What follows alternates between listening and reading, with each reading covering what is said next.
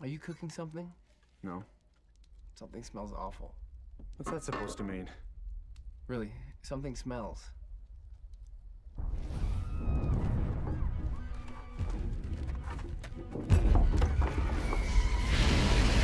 Oh my God! We must all get ready now. This is Dragon Hunter, one of the worst fantasy films I've ever seen, and you know you're in for a treat here when the dragons on the cover were copy-pasted and made smaller 3 times. The film is written, produced, and directed by the visionary himself, Stefan Schmeck, and by all means this is his baby. The back of this wonderfully produced DVD explains the film thusly. Orphaned as a baby when his parents were killed in a vicious orc attack, Kendrick of Elwood was raised by his elder brother Darius. Though only 9 at the time, Darius devoted his life to Kendrick's care and to purging orcs from their land. As Darius grew into a great warrior, he sheltered Kendrick from all possible harm. Now after years of peace, a new danger emerges, more lethal than the threat of orcs or men. Reports of dragon attacks spread like wildfire through the panicked land. To honor his mother's prophecies of a mighty dragon hunter in their bloodline, it's the name of the movie. It's the name of the movie, they said it.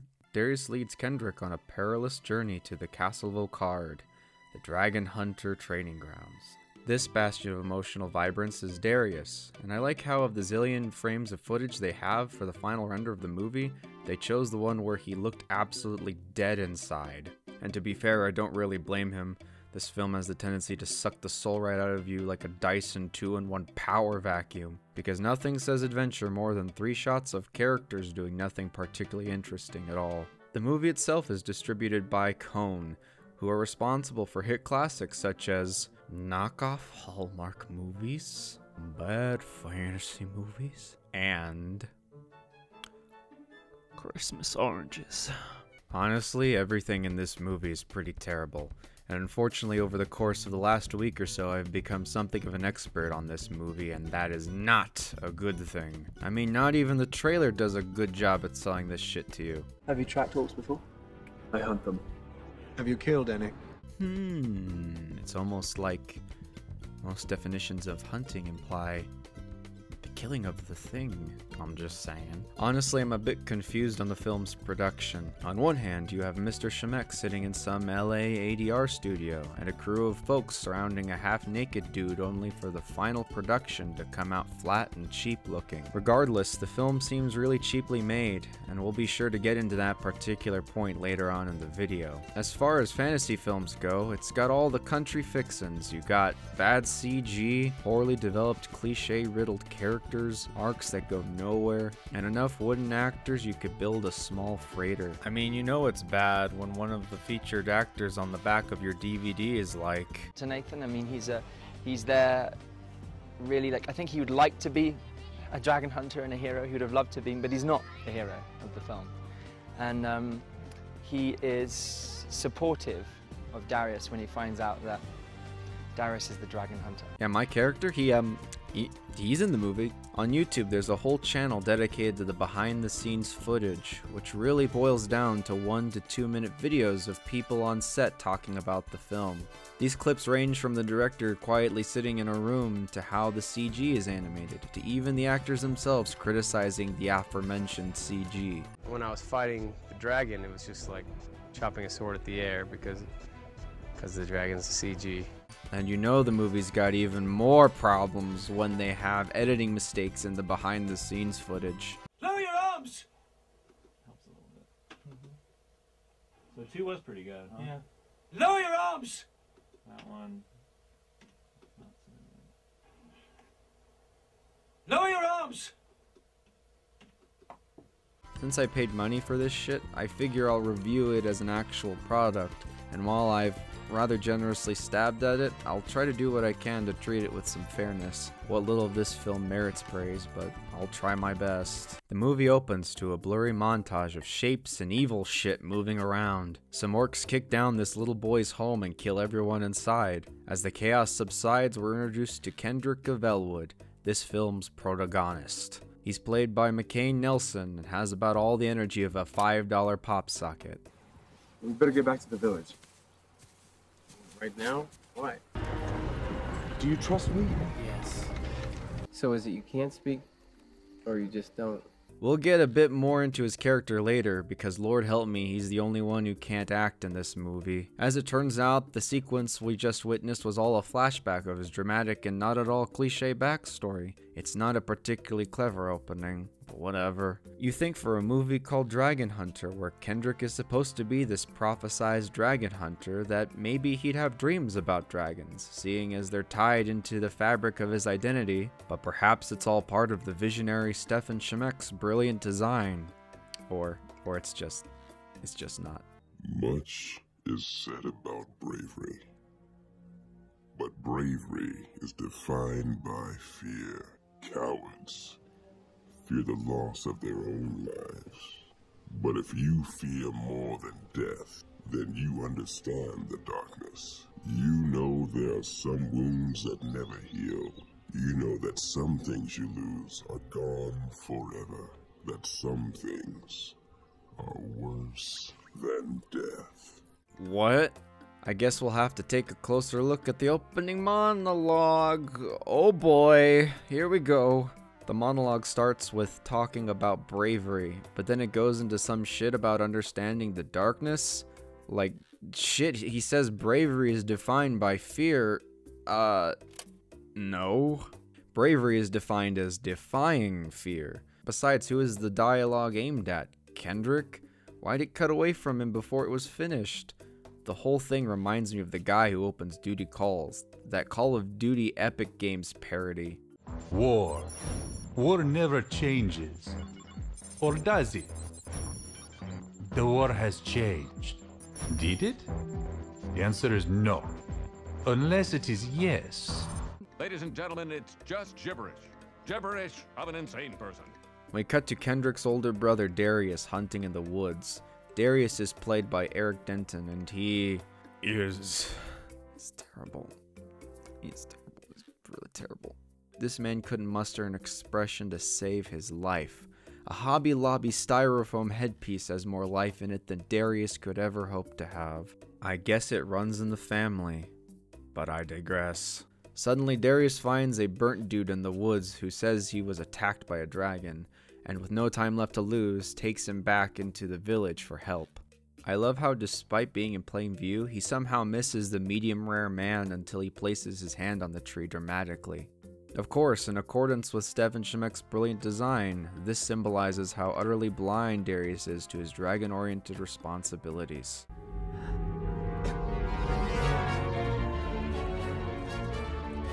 Oh my god, the music's terrible.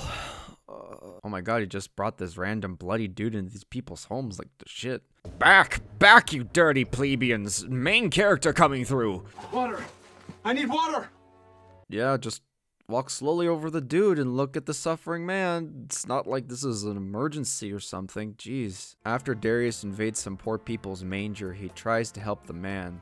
The presumed owner of the manger asks what happened, and Darius tells him it was a dragon burn. And the owner of the manger answers with, "We're not ready for a dragon attack." And then Darius is like, "You better get ready then."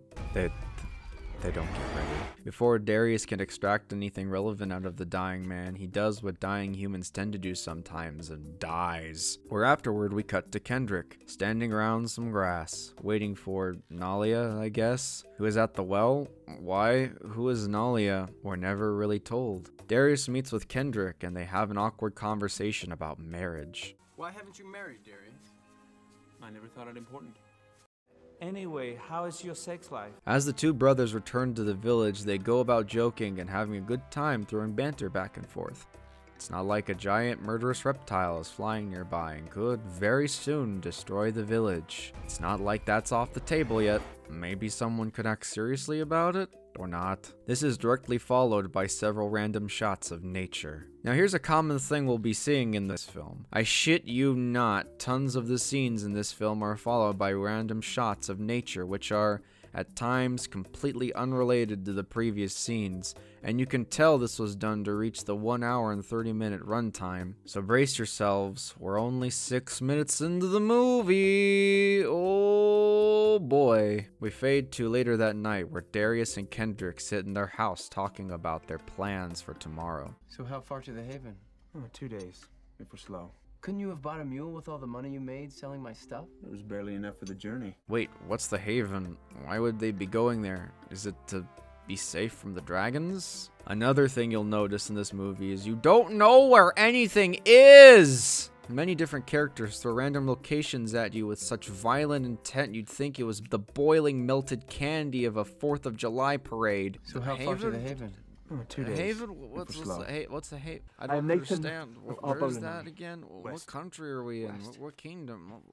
There's nothing. What backyard are you filming in? Oh my God! What's going on? I'm Darius of Wylde. Jesus! One of the greatest aspects of fantasy media is the ability to be transported to other worlds, both mystical and unfamiliar to our own. But that's the thing, right? These worlds are unfamiliar to us. This is the reason in novels people put maps at the beginning of the book to help give the reader a sense of the world they're about to enter. If a movie or television show does this right, they'll offer something similar so people know where shit is as the story goes on. In Lord of the Rings, we're shown a map of Middle-earth several times, and major landmarks are kept in simple locations. Rohan is explained to be north of Gondor, and Gondor is in the south end of Middle-earth, and the Shire is in the far north above all these locations. Even if I didn't have a map, by simply stating something like this, I've informed the audience about how far and where things are. Game of Thrones does something similar where it uses climate, direction, and culture to identify where everything is. The south is warmer than the north, so when it's snowing in a location and a character says, "The North," you know where that setting is. It's straightforward and helps the audience understand the world. Here we're not really told what the Haven is or why they need to go there. Is it to escape the dragons? What separates the Haven from other locations? Is it a stronghold, a city, a castle? We're never told, and we're never shown it either. Since the movie doesn't do a really good job at explaining where the things are, I'm just gonna make a map. The only way to really do that with some sort of accuracy is to build off of the context clues that they leave throughout the movie. So that's what we're gonna do. We're gonna put each one of the context clues on what the world looks like here on this board.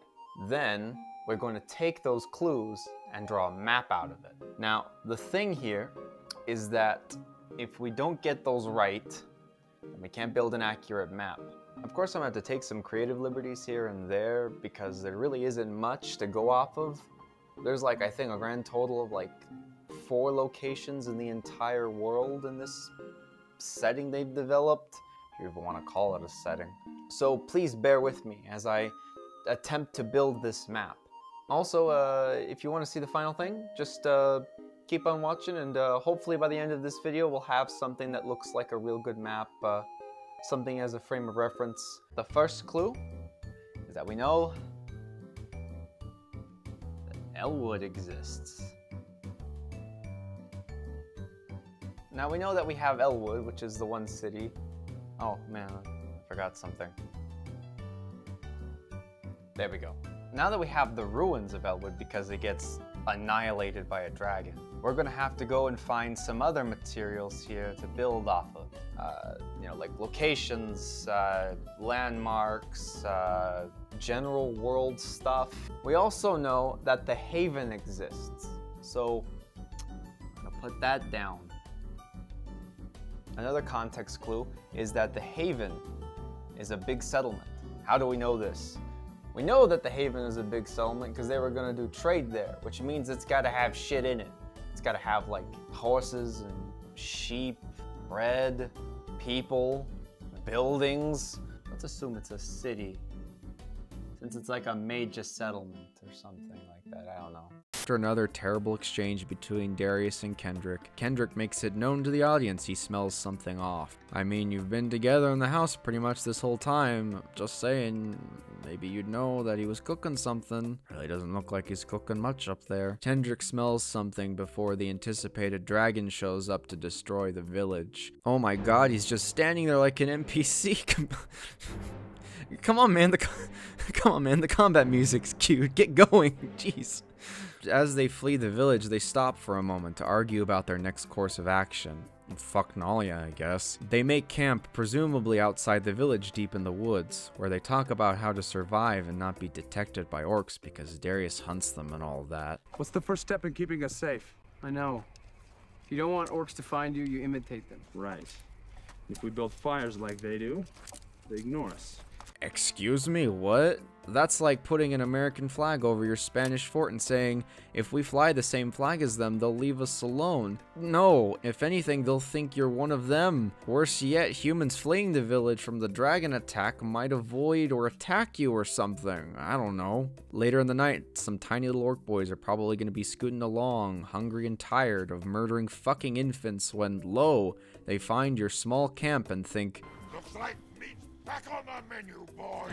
besides, what's the difference between a normal fire and an orc fire? I mean, do orcs blowtorch their fires into being? I guess we'll never know. After whining some more, Kendrick goes to sleep and has the same sorts of dreams about orcs destroying his home. I like how this literal infant is surrounded by flames in the vision and he's not even fazed by this shit. Catch today. The next morning, Darius and Kendrick are attacked in what is possibly the worst action sequence I have ever seen. Holy shit! Oh fuck! Oh god! God! Oh! I can't see shit! Oh! Oh, he fell down! What the he fell down. What knocked him down? What knocked him down? I don't... What? No! No, this is bad. Oh, I can't see. The worst part about this action sequence is I think that the visionary himself, Steven Shemek, actually likes these action scenes, considering how liberally he flouts them around in the bonus material. All of which they couldn't even have put on the fucking DVD, which would have at least given this thing a little more value. I know what I said before, but I think deep down inside, the visionary Steven Shemek himself knows this action isn't very good. And he knows his actors can't fight, and it's clear through this exchange he's just flailing the camera around to hide the bad choreography. Eventually, Darius stops the fighting by taking Marcus Aurelius captive. After they talk it out for a bit, it turns out the whole thing was a big misunderstanding. Here we meet the rest of the movie's characters. Nathan, the man who's leader material, and his older brother Roland, the actual leader of this group. And we also meet Freya, the archer-ranger archetype. And these other three. Oh, and there's one more person in particular, but I'm gonna be saving that for a little bit later. They later talk it out and join... I am Nathan of Arbolanai. Say that again? I am Nathan of Arbolanai.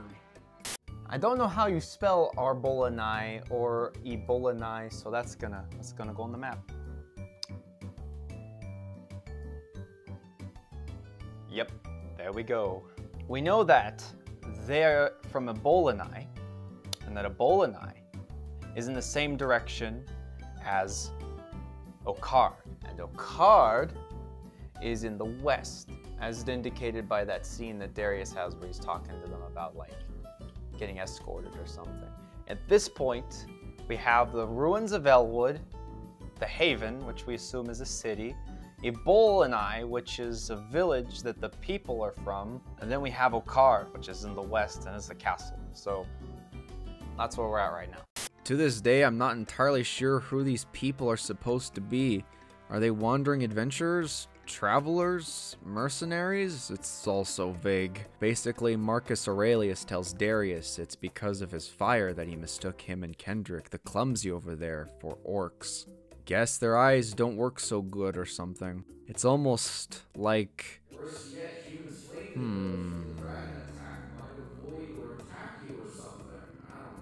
Eventually, they decide to travel together to what I think is the group's home village, since it's on the way to Okard, the castle of the Dragon Slayers. After more fucking nature shots, oh my god, as Darius and Kendrick travel the state park's off-beaten trails, we're introduced to the most handsome specimen in this film.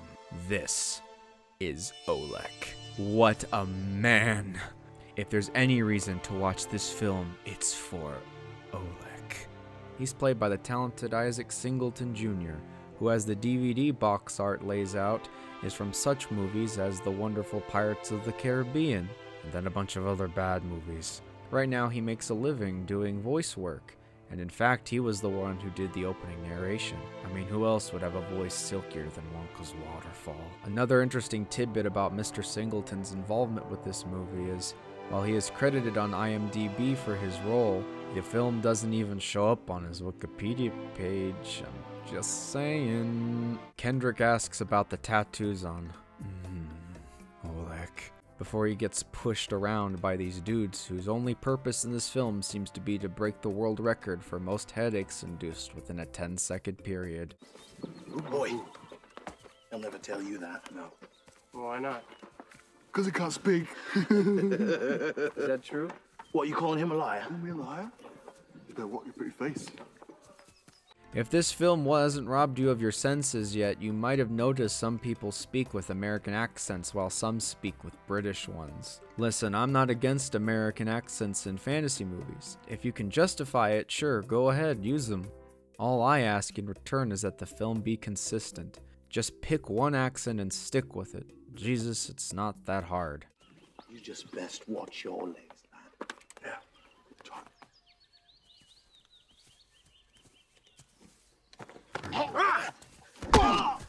Gosh, what a man. There's plenty more walking, plenty more shots of nature, and even more bad dialogue between the characters. However, as they continue on through the state park, it's possible orcs dwell within the region, but that doesn't matter too much because Darius has got his eyes on something else. She's a very valuable scout. Yes, And a fierce warrior. she is. You seem particularly interested. Intrigued, that's all. Sure, buddy, sure. That pause in the whirlwind of camera footage where you and that girl were as close as a Totino pizza roll isn't foreshadowing anything whatsoever. Later that night, when the group is camping, those two stupid dudes start bullying one of their own again. Who are these people again? Why are they part of the group? All they seem to do is offer bad dialogue and bully Oleg! Leave him alone, you fuckers! Kimberly, that's a much more fitting name for Kendrick, and the one I'll be going with from now on, considering of how much of a pansy he is. I mean, the actor knows it. Yeah, all the other scenes were fight scenes. I didn't fight much because my character was kind of a wuss for the first part of the movie until he learned how to be a dragon hunter. Kimberly, being the gentle-natured plank that he is, sits to have a heart-to-heart with Oleg. Yeah, I ship it. Now, I don't know about you, and I'm not sure if this was Stefan Schmeck's enlightened vision for the characters, but throughout the movie there's this deep romantic tension between Oleg and Kimberly. There is a love arc in this movie between Darius and Freya, which is the subject of later discussion, but truly the most interesting romance is between Kimberly and Oleg. I mean, look at them. Aren't they the cutest couple? I think so. And no one else can convince me otherwise. The leaders of the party plan on cutting through these lighter woods to get to Ebolanai, which I think is the village they're traveling to, where they'll eventually, to my understanding, travel to a card from there. Although it's dangerous because orcs may be around. Oh, and I almost forgot Freya, the completely not an elf ranger lady, gave another context clue about the region they're in. You've been the least bit attentive this last hour. You would have noticed we are near orc territory. There we go. The next morning, there's more bad dialogue between these two stupid guys, where Persia of all places is mentioned. Dates? You had dates you could share with us. They were imported from Persia. As they push deeper into the woods, orcs attack. And it's terrible! My fuck, this is bad. I mean, at one point you can even see this orc climbing up behind Darius, and his actor has to try and not notice him as he's doing it. Have you tracked orcs before? I hunt them. I suppose Mr. Shimmy Johns believes the first take is the best take, and to imply another take is needed would be like telling Gordon Ramsay his food is unseasoned. My boy Oleg begins to rage because... Oleg? He's more than a man. He's a god! The orcs are engaged. More Motrin is taken, and Kimberly stands around while his man defends him. I mean, by the time it's over, he looks like he's just shat himself. After the battle, the group finds a stream and talk about some more stuff that's not really important. Fuck, this is a boring movie. Later, they decide to get through the orc-infested woods more quickly, to travel by night with big, bright torches, to avoid encountering enemies and to get to the safety of the company's home village. As these two guys act like idiots, a dragon lurks nearby, and through shit too stupid to truly fathom, one guy gets killed by a dragon while the other dude gets wounded off screen. The group recovers the surviving guy's body, and, rushing at full speed, the party arrives the next morning at the village, which is just a camp of people. I mean, it wouldn't have been too hard to call this place a camp. Elwood, now that was a village. This is just a discount Bickleline village. I think I said that right. Here we meet the wizard Oswin, who's basically the leader of the village since he keeps everyone safe with his magic orbs. He's played by David Morgan, and honestly, the only good thing about this movie is you know all of the characters are going to either act like Lib Timber or go full ham. This man is thankfully the latter, and offers at least a fun, hammy performance to his terrible dialogue and character. Oswin takes in the injured guy, whose name is, yeah, that guy, and they ask him to heal him with his magic and stuff. Now, I know I've said the dialogue and deliveries are bad in this movie, but I shit you not, they are Oblivion levels of bad.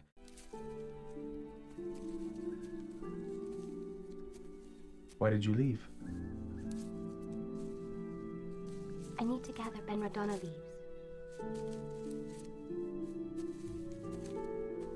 After a boring Oblivion NPC-style romantic moment between the elf woman and Darius, we cut to Kimberly and Roland, who have a fight while people around them chant and cheer. Darius is upset at this, but not much comes from the exchange. Here is yet another example of their budget rearing its ugly head as you see how the production crew has tactfully concealed the 1997 Air Jordans the background actors wore on set. Matter of fact, most of the movie's props could have easily been bought on Amazon as cheap, made-in-China products. For all the shit Mythica is, which is another movie series I might talk about at one point, and one that shares a strange history with this film, at least its production crew made many of their own assets specifically for the film. Meanwhile, these dinglings just asked people to grab whatever fantasy garb they had at home and wear it on set, and then they charged people actual money for flat footage of them walking around the woods in a nauseating collage of Era's cheap packaging smell and weak dull 1045 carbon steel swords. That's why you got Marcus Aurelius over in one corner, a generic protagonist in another, and hell, Conan's Atlantean sword makes a brief appearance at one point. There's no sense of culture, identity, or world building, which is literally one of the biggest draws and strengths of a fantasy movie. If these people didn't have the budget to buy generic swords and, God forbid, shoes for their actors, but they could afford monitors and a fucking jib, which, as a former jib operator myself, I can tell you is not an easy and cheap piece of equipment to rent or buy, then don't make a dang fantasy movie. This isn't to say that movies need a high budget to be good. For example, Kevin Smith's Clerks is a cheap but superb film, and it takes place in only a handful of places with characters exchanging dialogue in a play-esque setting. Kevin Smith understood the limitations, budget, and parameters of his resources and utilized them when developing his story. Rather than develop an overly ambitious story, Stefan Schemek should have considered his resources and attempted to build an interesting fantasy world with the tools he readily had available. Maybe then the movie wouldn't look as cheap, as you wouldn't have half-baked assets and resources allocated to expensive equipment. I mean, fuck man, you could have at least given Freya a dress, a combat outfit, fuck anything really. Looks like someone went to Goodwill, found a brown curtain shade, and wrapped it around her body and called it good. But I digress. Again. Back at the fighting pit, Kimberly is also mad at Darius because he is the dragon hunter and let their village burn. I mean, dragon hunting is a profession you need training for. It's not just, oh, look at this, Luigi. I got the mustache and the overalls. I was born a plumber. Let's go. Even if he was chosen to be a dragon hunter, he would still be underprepared to handle a dragon on his own despite his skills, because I'm sure CQC techniques with humanoids would pair perfectly well against an airborne beast 10 times his size. As the fighting subsides, we cut to another Oblivion NPC moment in the wizard's tent, where it's hinted that the wizard has some hidden plans for the victim of the dragon attack. One of the few good things about this movie is that it killed one of the two most unimportant people 30 minutes into the movie.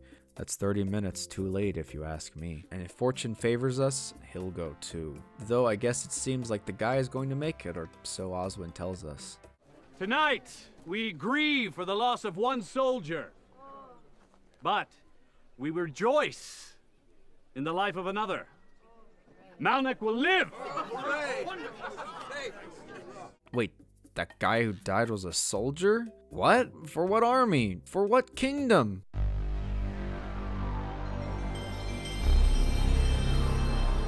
Kimberly notices Aaron, this old dude who seems to catch the ire of the wizard, as later that night, everyone is celebrating the guy's recovery except the actual guy who recovered. Aaron then pulls Kimberly aside to remove this disgusting chestburster dragon from the wounded dude.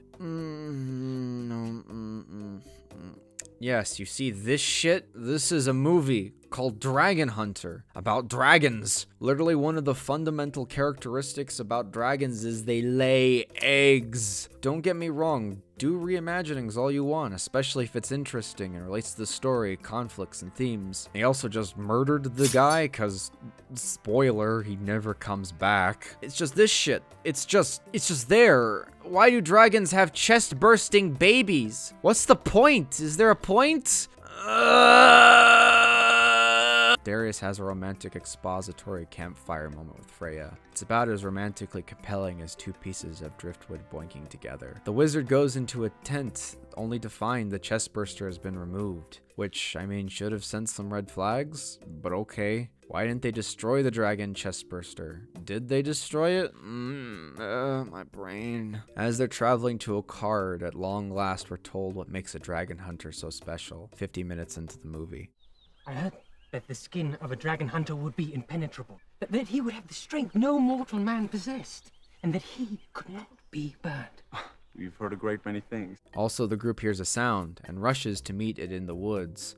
There, Freya has a moment where she kills 3 orcs with 1 arrow.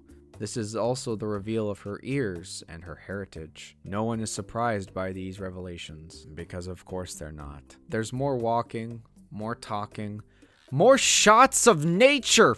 Fuck, this is a boring movie! Then, at long fucking last, they arrive at Okard, which, as we're told, is 1 day away from the village. You know, for a movie called Dragon Hunter, there sure is a lack of hunting dragons. If anything, they've been fighting orcs and whatever the fuck a hangling is. Have you seen any hangings?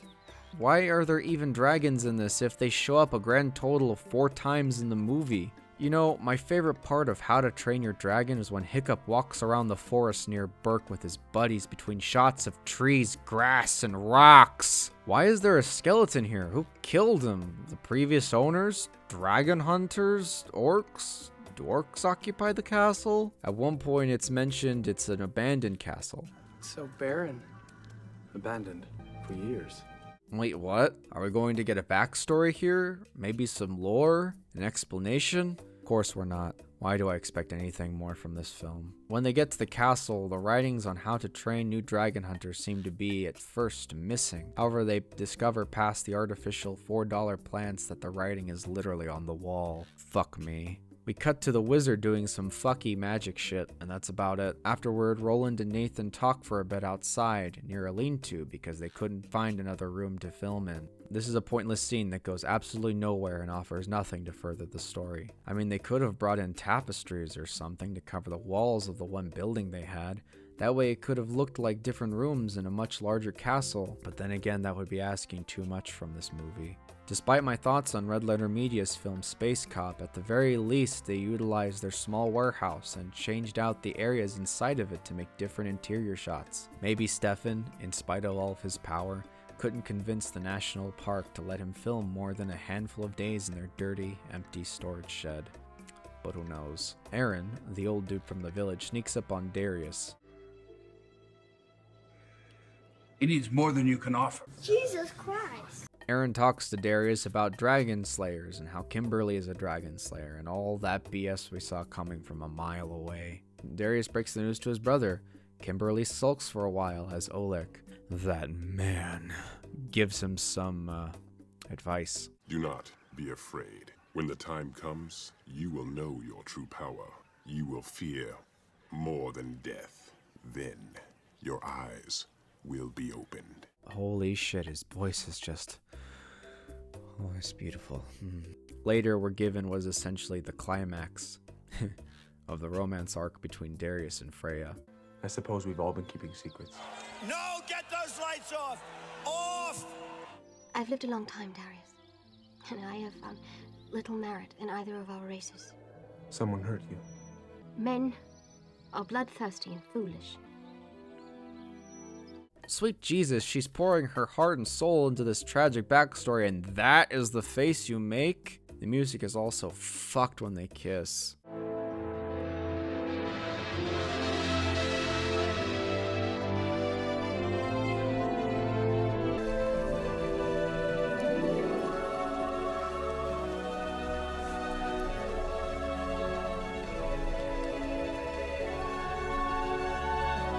Oh my god! Even when the focus is of their romance, they're still cutting to a bunch of random shots of nature? Much later, it's the start of a porno as Kimberly swings a sword at a bush. I'm not even kidding when it seems like half the scenes in this film start like really bad pornos. I showed a random scene to a friend of mine, and one of the first things he said was how it seemed like this was the start of a bad porno. Anyway, I'm getting off topic again.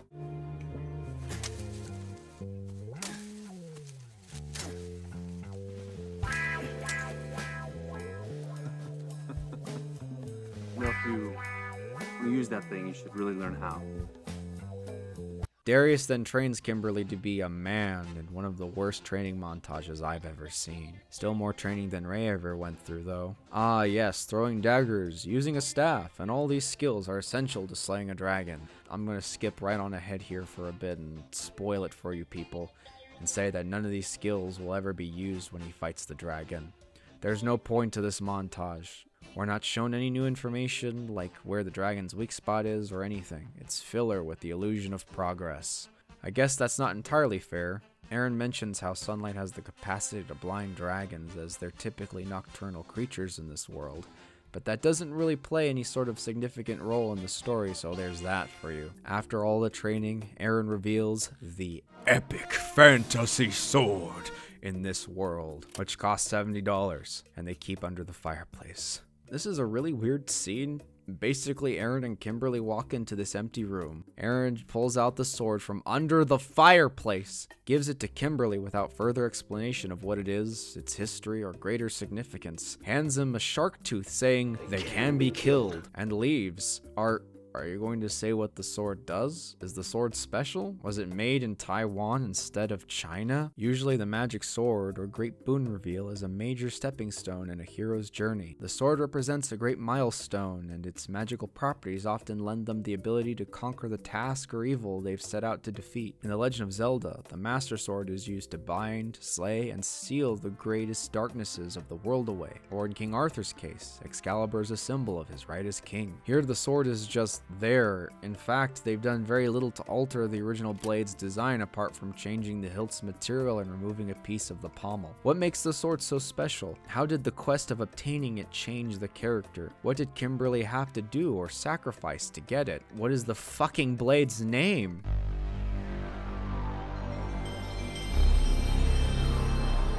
We cut to the wizard performing a dark and mystical spell with a chestburster in the hopes of controlling the dragon, and afterward we cut to Darius and Kimberly sleeping outside because no other rooms were available at the state park building. And then we cut to the village with Aaron and Freya, where she puts on a tiara we've never seen before and know nothing about. For some reason, she visits the wizard, who is savoring his post-nut ecstasy. It is also revealed Oswin stole the ancient text from Okard to learn how to control the dragons. His spell, however, summoned the dragon, or at least the nearest one to him, so he goes outside casting a spell with oddly familiar World of Warcraft sound effects.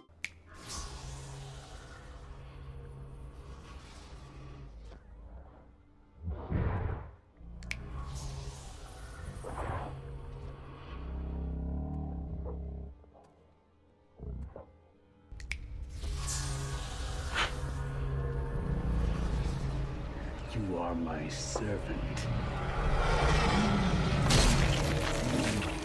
This concludes a pointless arc that went absolutely nowhere and offered little in the grand scheme of things. How surprising. In all honesty, I'm not sure what Oswin's end goal was in all of this. Was he going to take over the village? Well, he already had them eating up the crap he was selling, so it wasn't that. Was his plan to take over the world? What world was there left to conquer? Persia?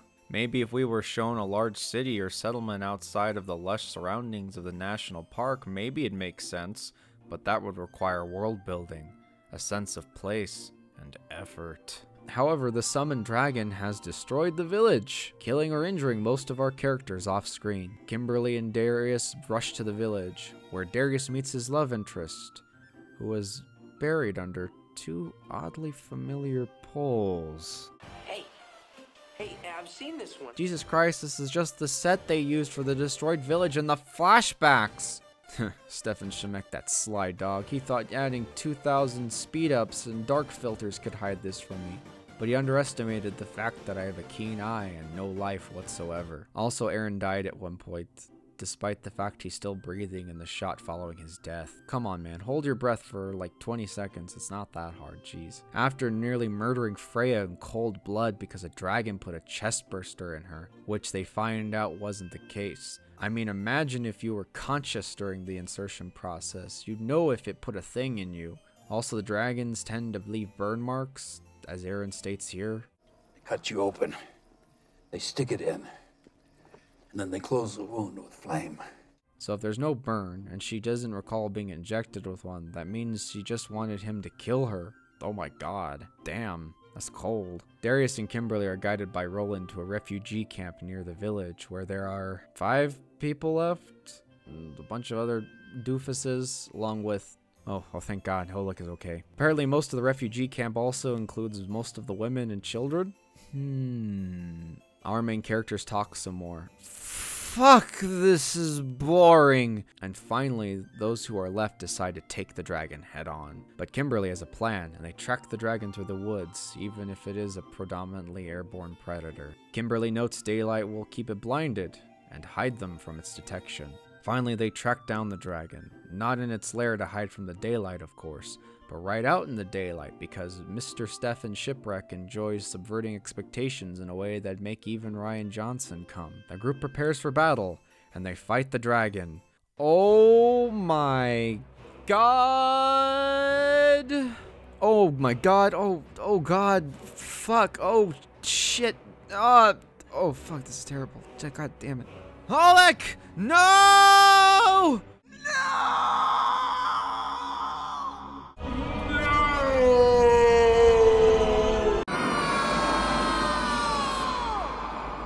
They've done it. They've robbed the fucking movie of its only good character. At least Oleg died saving his one true love, Kimberly.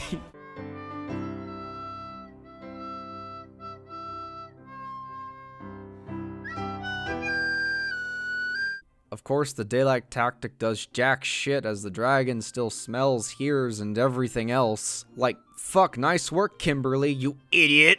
The party, at long last, gets the upper hand on the dragon, and the film ends with Kimberly chasing the dragon into a set of trees where the string shaking them is clearly visible.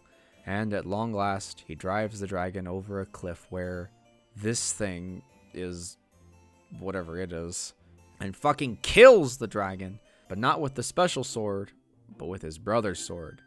Just another wasted asset, I guess.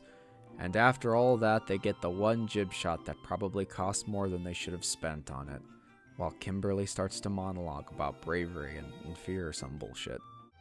Much is said about bravery. Perhaps more should be said about fear.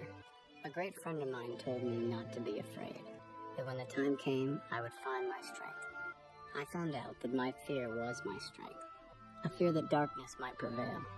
A fear that good people could lose their lives to it. I'm afraid of the evil that will come if I don't do something to stop it. I'm afraid of dragons. And the dragon hunter, the one whose career is about killing them, is like, those things? They terrify me. Good news and bad news, everybody. Good news is that the map is finished. The bad news is that my microphone wasn't working, so there's no audio at all for any of that I just did. So, yeah. But I'm a man of my word, and you will see a map. I've sort of assembled all of the context clues into one beautiful creation, one whole explosion of creativity and artistic brilliance. I have summoned all of my creativeness together to form this single map. Using all of the context clues I have pieced it together, I have created this, and now I will show you my creation. What this world looks like, according to everything that has been said in the movie.